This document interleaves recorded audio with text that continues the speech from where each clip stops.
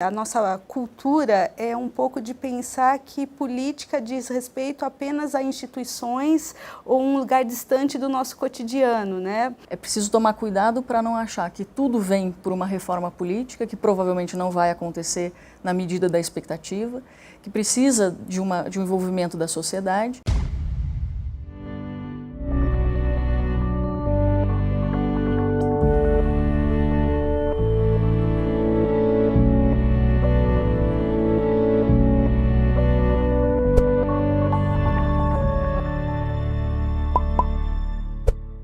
Olá, esse é um dos capítulos do curso Brasil Sustentável. Ele é uma realização do canal Brasil, em parceria com a Unifesp, a RAPS e a FEComércio São Paulo. O tema de hoje é reforma política. Para a gente discutir esse assunto, eu recebo aqui a Raiane Assunção, socióloga, docente da Unifesp, pró-reitora de Extensão e Pesquisa, especializada em instituições políticas brasileiras. E aqui, Mônica Sodré, cientista política, professora de pós em ciência política e diretora executiva da RAPS. O tema hoje é discutir reforma política e muitas vezes, quando a gente fala de reforma política, a gente parte do princípio de que a gente precisa de uma. E aí eu queria começar perguntando para a Raiane se a gente precisa de uma reforma política no Brasil e se sim, por quê? E se não, por quê? Para a gente pensar numa reforma política, acho que primeiro a gente tem que pensar o significado da política na nossa vida, né? Porque muitas vezes, e acho que a nossa cultura é um pouco de pensar que política diz respeito apenas a instituições ou um lugar distante do nosso cotidiano, né? É difícil a gente fazer esse raciocínio de que qualquer decisão que é tomada, né, do ponto de vista político, ele tem um impacto direto na vida de todo mundo que vive naquele espaço chamado Estado, né? Então, acho que para a gente pensar na necessidade da reforma é pensar o significado da política, pensando que política, né, diz respeito a uma forma de organização da vida em coletividade, onde a gente pensa que quem é que vai tomar decisões, como essas decisões vão ser tomadas e que validade que essas decisões têm, ou seja, que legitimidade que ela tem para fazer com que todos que estão naquele dado território sigam aquelas regras, né? Porque a gente pode pensar, por que chega um boleto na minha casa lá do IPTU e eu pago? Né? Então, e quanto que vai ser cobrado desse IPTU? Então, muitas vezes a gente não faz esse raciocínio do que a decisão política implica na nossa vida, né?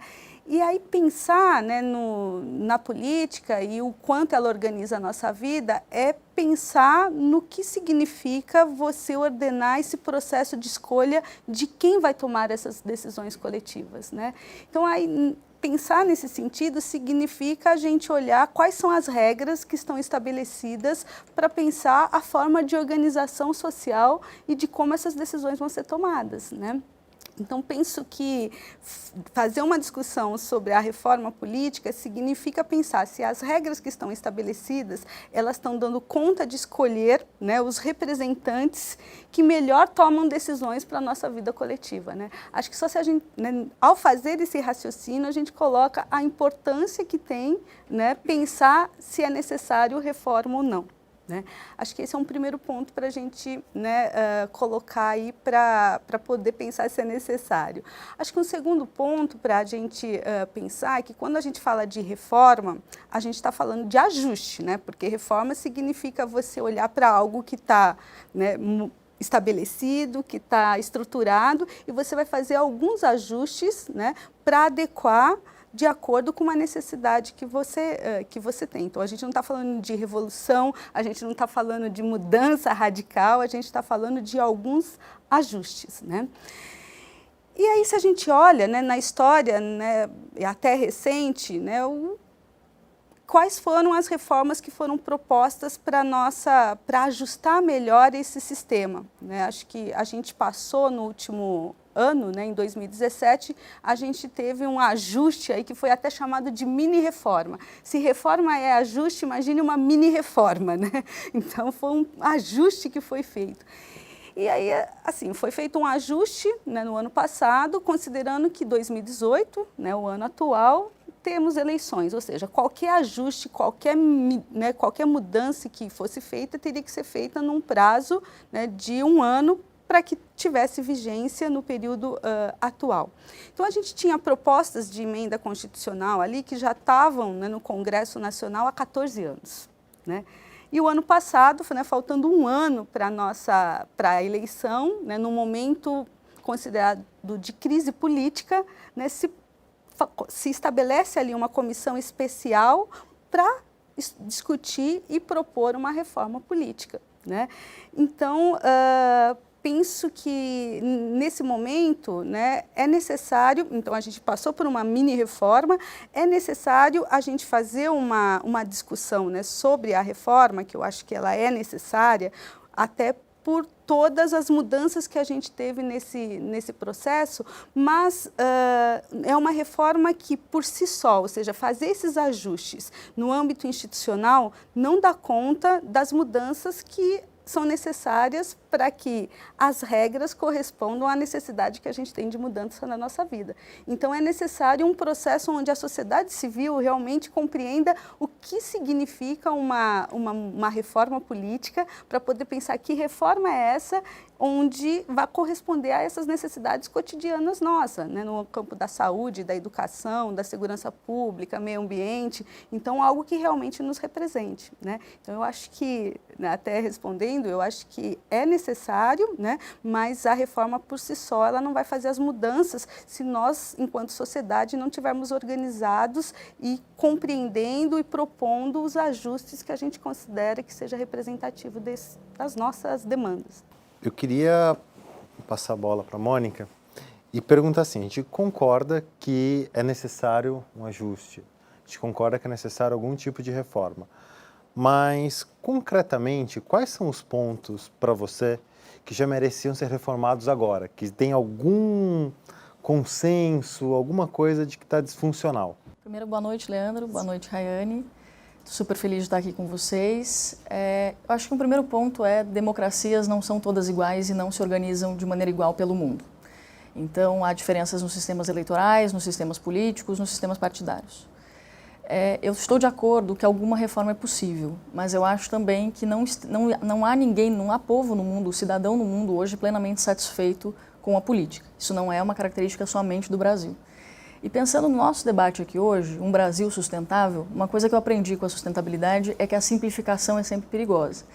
E eu tenho a sensação de que o nosso debate sobre reforma política no Brasil, ele não enfrenta de frente, ele não traz para o centro da discussão alguns pontos, algumas relações causais.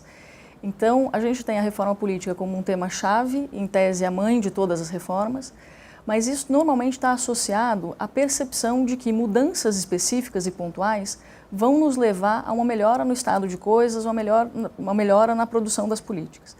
Eu tenho dúvidas, e aí é honesto, se boa parte daquilo que a gente diagnostica como problema tem relação com o remédio que está se tentando aplicar. Algum ajuste é necessário, e eu começaria falando do sistema partidário, da maneira que os partidos se organizam. Existe uma descrença nos partidos hoje em dia. Em geral, a sociedade brasileira não confia muito nos partidos. A gente tem uma pesquisa de 2013 para cá, chamada-se Índice de Confiança Social, lançada todos os anos e que mostra os partidos políticos, assim como o Congresso Nacional e a Presidência da República, na lanterninha do campeonato, na percepção, na confiança do povo brasileiro. Mas a gente tem de olhar os partidos muito como instrumentos ou instâncias que não têm dado conta de organizar as demandas da sociedade hoje. A gente esquece de olhar para o papel fundamental que os partidos têm em organizar e dar coesão aos parlamentos. Então, respondendo concretamente a sua questão, algum tipo de ajuste é necessário. É preciso tomar cuidado para não achar que tudo vem por uma reforma política, que provavelmente não vai acontecer na medida da expectativa, que precisa de um envolvimento da sociedade. E, para começar o debate, com um ponto, eu falaria sobre a necessidade de olhar para dentro dos partidos, democratizar internamente essas instâncias que são fundamentais nas democracias. Pensando um pouco, enfim, acho que falar hoje que partidos são importantes, a gente precisa de partidos políticos, isso só quase impopular, né? Acho, medindo um pouco os humores das pessoas, muita gente gostaria de explodir os partidos, começar tudo do zero, né? Mas enfim, acho que a democracia também se fortalece à medida em que a gente vai ter tendo partidos melhores no final das contas. E aí, qual que seria a sua visão para a gente ter partidos melhores? Assim, além da reorganização interna deles. Bom, atualmente temos 35 partidos, né, no Brasil, e essa mini-reforma que teve o ano passado, a proposta era que com a cláusula de barreira, né, com o próprio, com o fundo partidário e aí o tempo de TV, né, de propaganda eleitoral, né, de TV e rádio, seriam, né, processos que fariam com que a gente tivesse uma diminuição desse número de partidos, né, porque a ideia é que você tendo esse número enorme de partidos, né, com essa fragmentação partidária, nós não teríamos uma identificação, né, dos eleitores com pautas específicas, ou seja, não seriam os partidos que seriam os elementos, o elemento aí, né, a instituição que faria essa aglutinação, né, de pessoas que se identificariam com uma pauta, né? Então a reforma ela vem com essa tentativa, né? Mas penso que isso é insuficiente. Acho que tem aí um mecanismo institucional que ele vai levando para esse processo. Então, acho que né, os mecanismos institucionais eles são importantes, mas penso que desde 2013, né, com aquele processo de mobilização mais intenso, né, nós temos tido muitas manifestações no sentido das pessoas se organizarem para além dos partidos, né? Por exemplo, a própria juventude, né? Você vai conversar com os jovens hoje, eles dizem, não, mas eu pertenço ao coletivo X. Né? Então, parece que o coletivo ele é muito mais representativo do ponto de vista do que eu me identifico, o que me pauta politicamente, qual é a bandeira que eu defendo, do que o próprio partido. E tem quase que uma negação, né? Assim, olha, bandeira partidária que não, ou eu sou apartidário. Parece que você dizer isso é quase uma apresentação no sentido, eu sou contra um conservadorismo. Né? Agora, do lado certo das coisas. Isso, parece que eu estou do lado que é mais, que está num processo de transformação, parece que eu estou respondendo a um processo de transformação que a sociedade está passando, né? Agora, aí acho que tem um aspecto importante, que é uma forma de mobilizar, de trazer pautas, só que a forma como nós nos organizamos politicamente, a forma como nós estabelecemos que vai fazer a decisão de quem é que vai estabelecer as regras do jogo passa ainda pela via partidária, né? E acho que os partidos eles têm um papel importante e foi uma conquista nossa, né, no sentido do que significa uma democracia, né, para que ela realmente seja uma democracia, que você tenha um processo, né, que passe por um crivo onde se apresente propostas e você tenha a possibilidade de escolhas múltiplas, né, e a possibilidade de uma renovação, que os partidos têm um papel importante aí, né, no sentido da gente realmente viver numa democracia e numa crença de que um processo de renovação vai acontecer, né? Então, acho que nesse momento a gente está num processo de como que a gente combina, né, essa forma de mobilização, né, que ao mesmo tempo ela entende que é necessário estar no coletivo, tem uma identificação, né, que o coletivo ele é importante, como que a gente faz com que isso venha por uma via que que não haja uma negação total do partido, né? Então, penso que os partidos hoje eles têm uma tarefa grande, né, no sentido de como é que faz, né, essa renovação, porque é uma renovação que vai ter que ser feita por dentro, né? A gente precisa fazer um trabalho, os partidos precisam fazer um trabalho de base, precisam fazer um trabalho, né, de formação e de diálogo com esse processo de organização da sociedade, né? Porque se não fizer isso, né, terá dificuldade de fazer com que a nossa democracia amadureça, né, que eu acho que aí os partidos eles têm esse papel, né, deveriam ter esse papel, né, acho que do amadurecimento da nossa democracia, né, porque o que a gente viveu aqui no Brasil, né, foi um processo onde que obviamente o processo de mobilização ele foi super importante para que a democracia existisse aqui no Brasil, mas a gente tem, né, um processo que é de uma grande mobilização para a democracia, para o processo da Constituinte.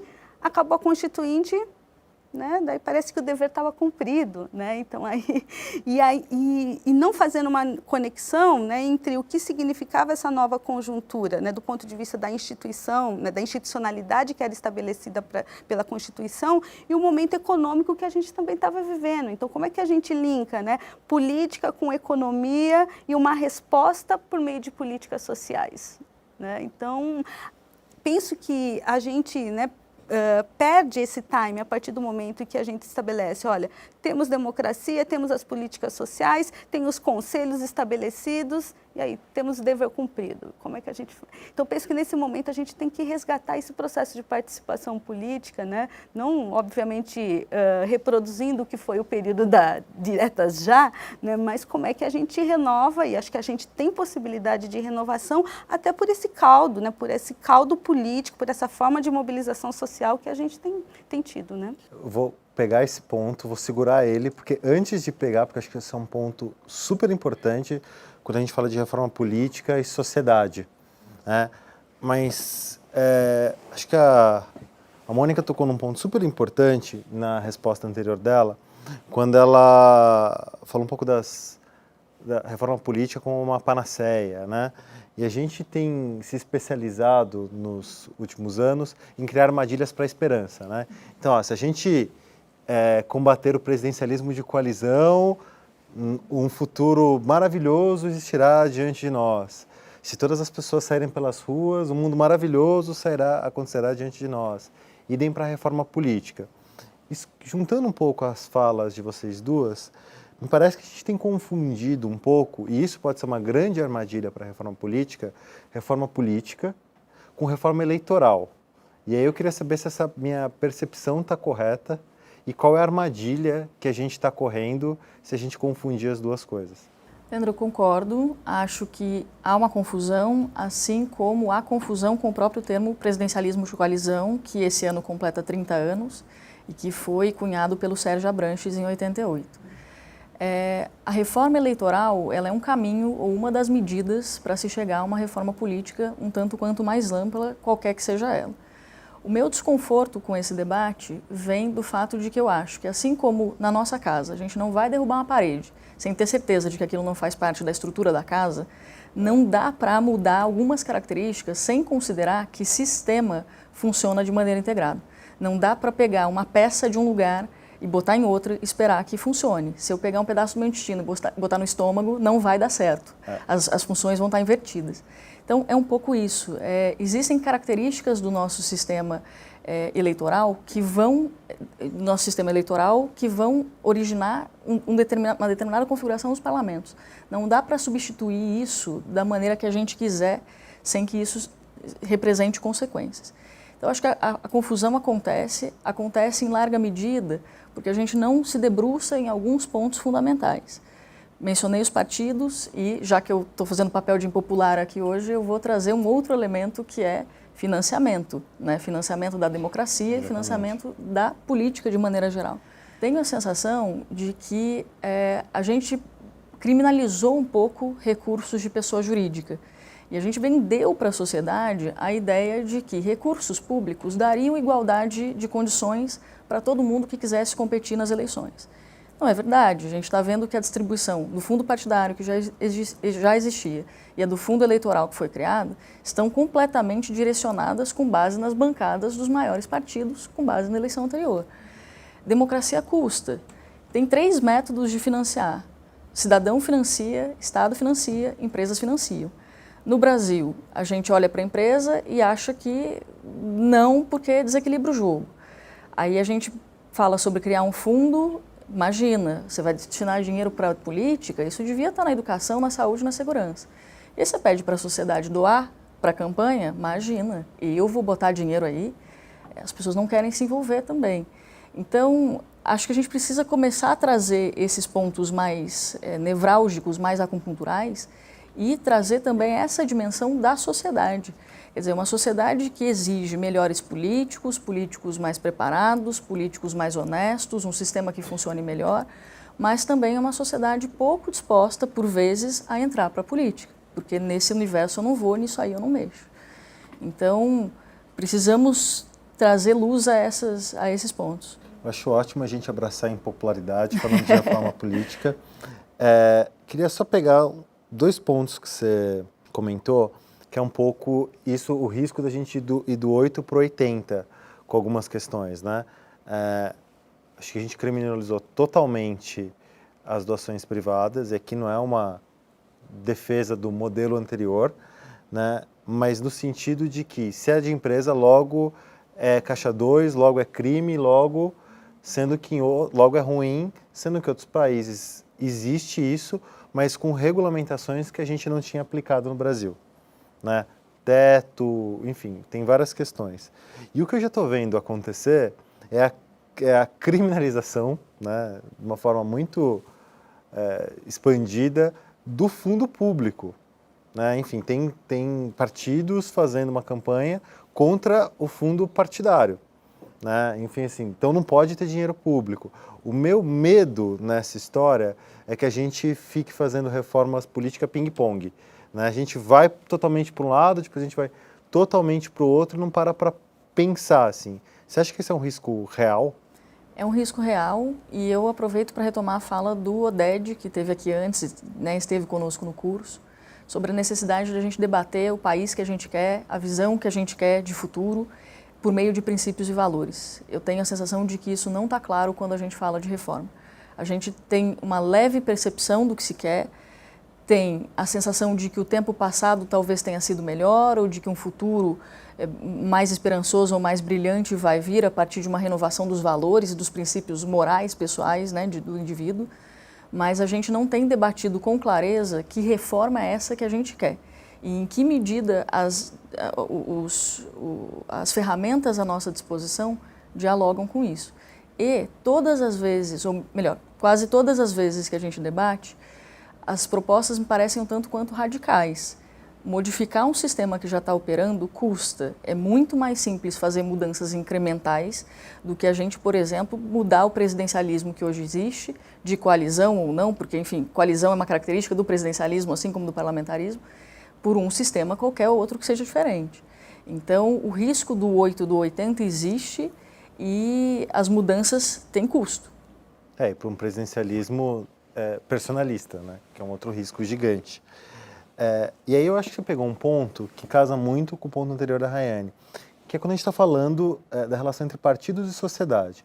Então eu saio da reforma eleitoral, que é como os políticos se elegem, né? Como as pessoas conseguem entrar no sistema, para como a sociedade se organiza, né? Para ter representação e fazer as mudanças que gostaria de ver, né?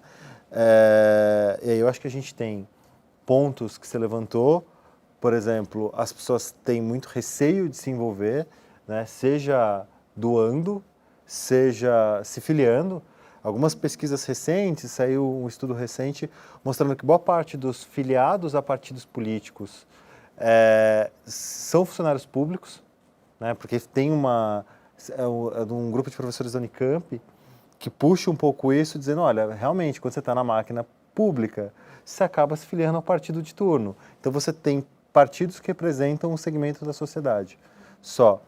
E aí, Rayane, eu queria puxar contigo, como é que a gente faz com que os partidos representem partes representativas da sociedade e não sejam só siglas que ficam aí no éter e contra o qual as pessoas se insurgem nesses momentos de crise que as democracias inevitavelmente passam?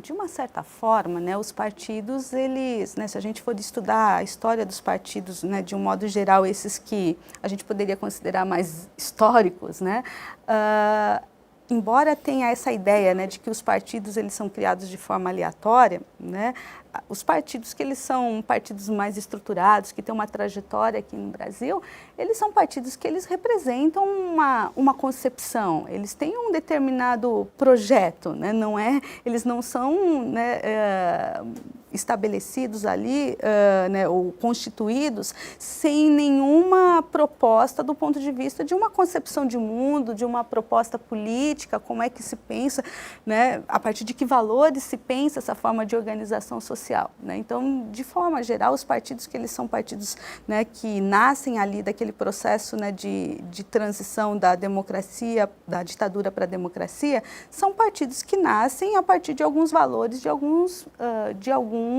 princípios e de uma proposta de Brasil, né, para o Brasil. Então, né, acho que muitas vezes a gente tem essa ideia de que não representa nada, mas quando você lê ali, né, você tem elementos que apresentam uma concepção, né? Se você olha ali o próprio estatuto, né, se você vai olhar o estatuto do Partido dos Trabalhadores, tem vinculação com uma proposta política. Se você olha para o Partido da Social-Democracia, né, você vai ver que lá tem uma concepção, inclusive, de uma concepção liberal, porque é uma concepção de social-democracia numa concepção liberal. E não tem nenhum problema, está ali colocado, porque você tem uma concepção que tá colocada, inclusive, para poder apresentar uma carta para que as pessoas se identifiquem com aquela proposta, né? Agora, quando você estabelece isso, você consegue angariar, né, algumas pessoas que vêm, há uma combinação ali de princípios, mas também uma combinação de como é que o jogo está sendo jogado no campo político, né? Em geral, os partidos, né, mesmo naquele momento onde, né, há a transição da ditadura para a democracia, há uma leitura de como é que está composto, né, como é que a gente sai do bipartidarismo, né, como é que a gente sai ali, né, da arena e do MDB para um processo, né, de democratização. Então, que forças que estão ali e que espaço político existe para a gente apresentar a proposta, né? Então, é uma leitura, né, que combina, né? Então, há uma combinação, né, de concepção, né, com o jogo que está sendo jogado. Qual é o espaço político que a gente tem aqui para a gente conseguir ocupar, né? Então, quais são os sujeitos que estão ali, né? Com quem ele dialoga na sociedade? Então, é uma leitura que é de princípio, mas é também de atores políticos e quem é que a gente chama para fazer parte desse processo. Na medida em que você não consegue dialogar com alguns interlocutores na sociedade e você não consegue espaço político ou entende que fragmentar vai possibilitar que a partir de um personalismo você ganhe espaço, então aí você começa a criar outros partidos. Então tem uma questão que é ideológica, mas também tem uma lógica racional de qual é o espaço que eu consigo ocupar, né? Por isso que a gente tem muitos partidos que são muito comuns do ponto de vista da carta que eles apresentam, porque ali não é só a concepção, né? Tem o jogo político que está sendo jogado no sentido de qual é o espaço que eu consigo ocupar, né?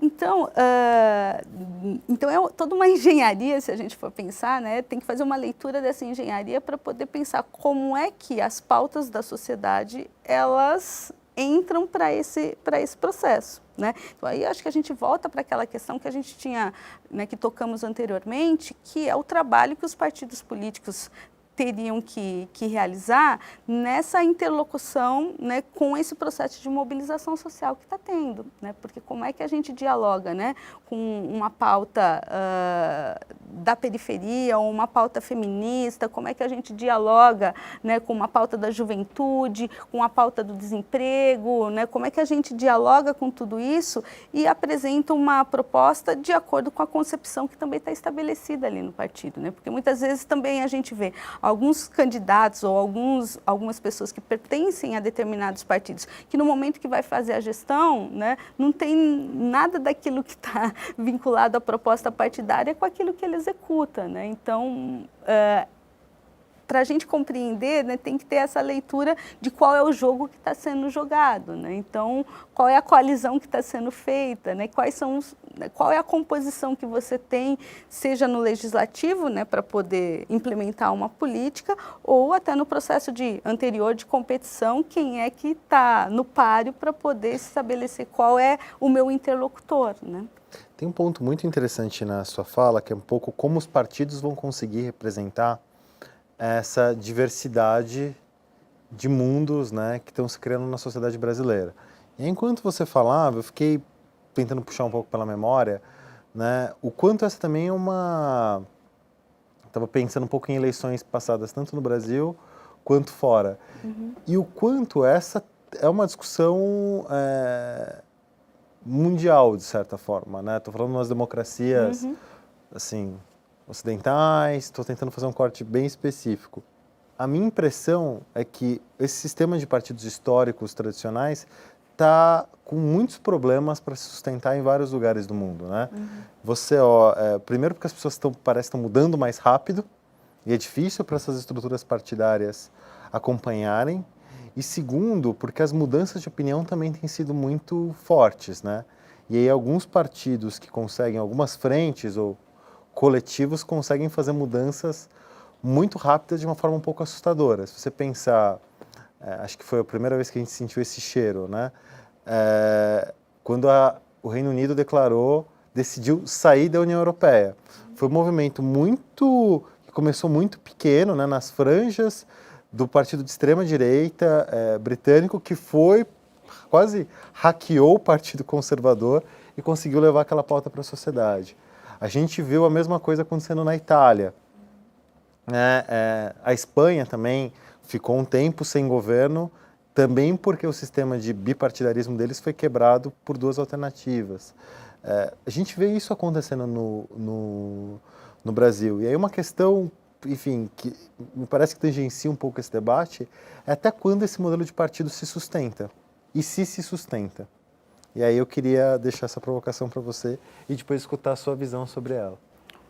Acho que a gente tem uma questão aqui no Brasil, né? De modo geral, os partidos políticos, eles têm quase que uma estrutura interna, né? Ou seria uma cultura que estabelece uma estrutura, né? Que tem a ver com o personalismo, né? Então, até, né, uma fala interna no partido, quem é a bola da vez, né? Ou quem seja, é o dono, né? É isso, porque eu posso, na pirâmide, né, hoje eu sou base, mas como é que eu vou ascendendo dependendo de quase como um capital político, né? Qual é o capital político que eu consigo angariar para o partido, e aí eu vou ascendendo, né, hierarquicamente eu vou ascendendo e vou me apresentando para outros cargos dependendo do meu capital político ali, né? O capital político interno.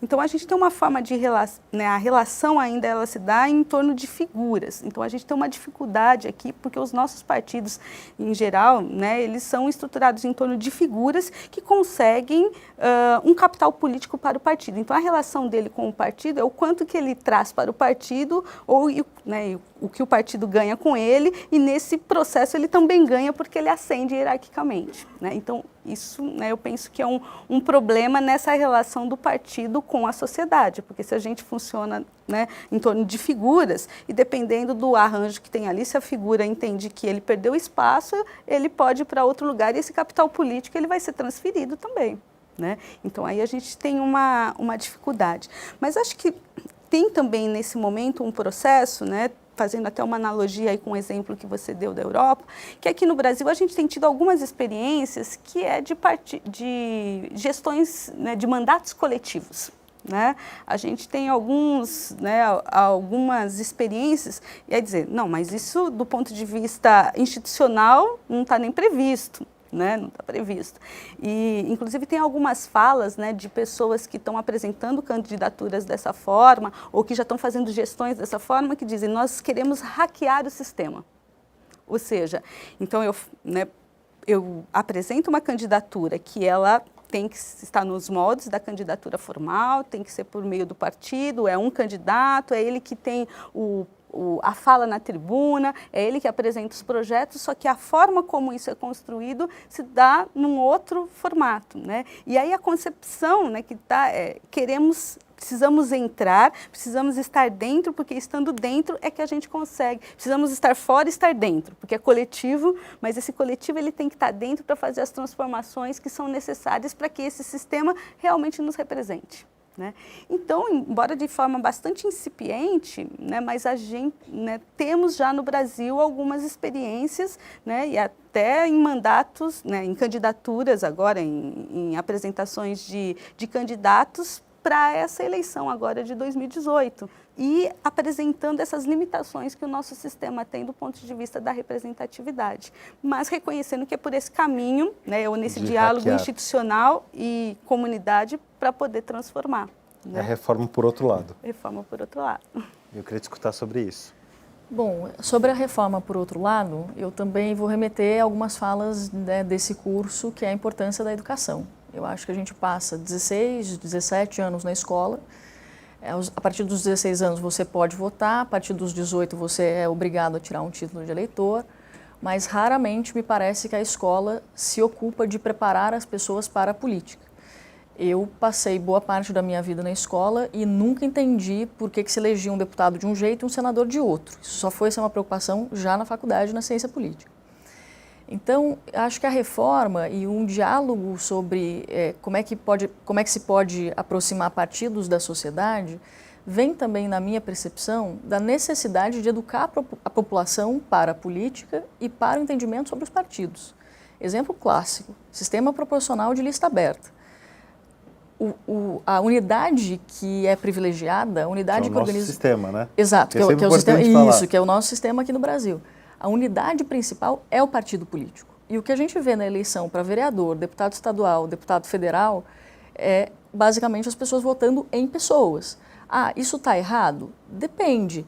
Será que foi explicado para a maioria das pessoas que o voto, em primeiro lugar, vai ser computado para o partido ou bloco partidário? Porque nessas eleições ainda é permitido coligação, né? A partir de 2020 não mais será possível. Então tem um ajuste aí que parte do entendimento de uma população que não me parece ter sido muito educada ou orientada a compreender esses elementos técnicos e que, portanto, desvaloriza uma unidade fundamental para o processo democrático brasileiro sem entender que é para essa unidade que os votos estão indo em primeiro lugar. Partidos importam. A gente está chegando ao final dessa conversa, acho que a gente conseguiu passar por uma série de temas muito complexos em pouco tempo. Eu acho que fica uma provocação para as pessoas que nos assistiram, para que elas se aprofundem nesses temas que a gente puxou.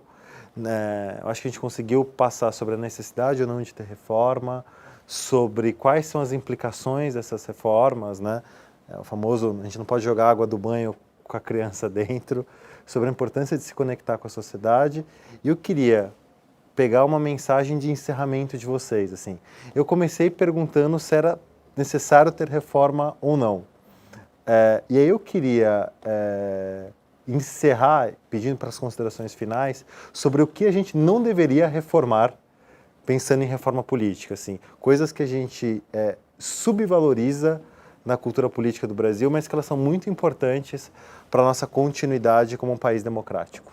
Bom, acho que a ideia, né, Bom, primeiro acho que o valor democrático, né? Acho que a gente viver numa democracia e penso que nesse momento é muito importante a gente valorizar e reconhecer o significado da democracia na nossa convivência social, né? Porque penso que tem se a gente pensa o período da transição da ditadura para a democracia, né, temos aí vários anos, já várias décadas, né?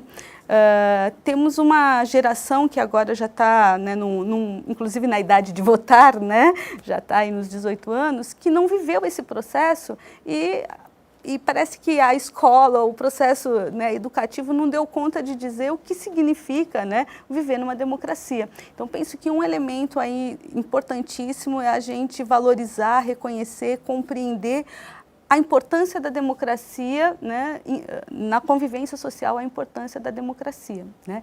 E aí, valorizando isso, reconhecer a importância que as instituições políticas têm, né? Porque viver em democracia significa estabelecer regras, né, embora de forma coletiva, mas estabelecer regras que são legitimadas por essa coletividade. Então, a coletividade tem que entender que essas regras são importantes. Elas são importantes para a própria convivência, né? E aí, participar desse processo de construção dessas regras, né? Quais são as regras que realmente vão, né, satisfazer as nossas necessidades, vão trazer, né, para o processo de decisão pessoas que nos representem do ponto de vista das demandas, da concepção do projeto social com o qual nos identificamos, né? Então, penso que esses elementos eles são fundamentais, né, para a gente poder pensar numa reforma política, né, para a gente não cair na reforma eleitoral, né, porque toda essa discussão, né, embora ela não está desvinculada de uma reforma política, porque quando a gente fala, né, da cláusula de barreira, né, parece que é um cálculo, né, que você faz lá. Então, quais são os partidos que podem ter acesso ao fundo eleitoral ou não tem, ou não podem? Podem ter acesso ao horário, né, de publicidade ou não? Então, então isso não é que seja menor, mas ele tem que ser compreendido nessa totalidade, né? Então, obviamente que isso importa, né, estabelecer qual é a cláusula de barreira importa, porque senão a gente vai estar reafirmando quem já está no sistema e a possibilidade, né, de você ter, né, mudanças vai ser muito pequena, né, mas isso tem que ser pensado, né, nesse contexto, né, nessa dinâmica de uma forma mais totalitária, né. Bom, eu costumo dividir toda vez que eu falo de democracia em 3 elementos que são valorativos, procedimentais e materiais. Do ponto de vista valorativo, acho que a Rayane bem trouxe a ideia de que somos iguais em alguma medida, ou deveríamos ser, e isso é importante, sobretudo num país autoritário que tem alguns espasmos de democracia de tempos em tempos. Os elementos valorativos é a importância de eleição limpa, livre, regular, auditável, que a gente conquistou sem interrupção da maneira clássica nos últimos 30 anos. E é o nosso maior período democrático, né? Exato. A gente esquece até de falar isso. Exato. Mas acho que a gente olha pouco para a dimensão material da democracia. O fato de que é muito difícil a gente ter uma democracia plena quando parte do país está no século XIX, quando boa parte do país não tem acesso, como falamos aqui em outros momentos do curso, 46% das pessoas no Brasil não têm acesso ao saneamento básico. Então, que a gente valorize os valores, que a gente valorize os elementos procedimentais, mas que a gente não esqueça nunca de que temos um país para tirar do século XIX e de que esse entrave é um elemento fundamental para a gente conseguir colocar, para a gente ter uma democracia plena como se espera. Então, com essas considerações, eu agradeço você que viu esse capítulo do curso até agora, agradeço quem esteve aqui assistindo o curso ao vivo, agradeço o tempo de vocês. Espero que a gente consiga, aí, ao longo dos próximos meses, anos, não só fazer o maior período democrático da história brasileira, mas um período que a gente não fique sempre esperando que ele vai acabar, né? Que ele seja, de fato, uma democracia que melhore, não que esteja em risco. Tá? Muito obrigado. Vamos nessa. Até o próximo capítulo.